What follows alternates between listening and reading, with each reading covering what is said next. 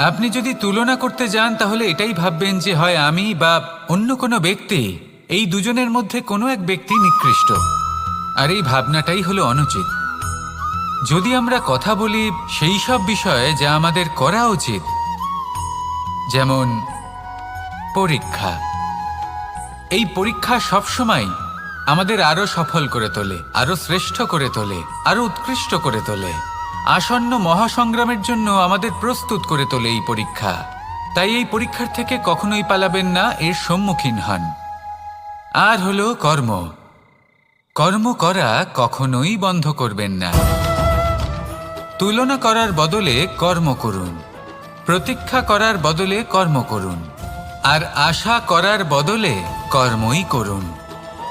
জীবন সফল হয়ে যাবে। দেখুন, সবার শেষে সত্যি বলতে এই কর্ম আর এই পরীক্ষা, এই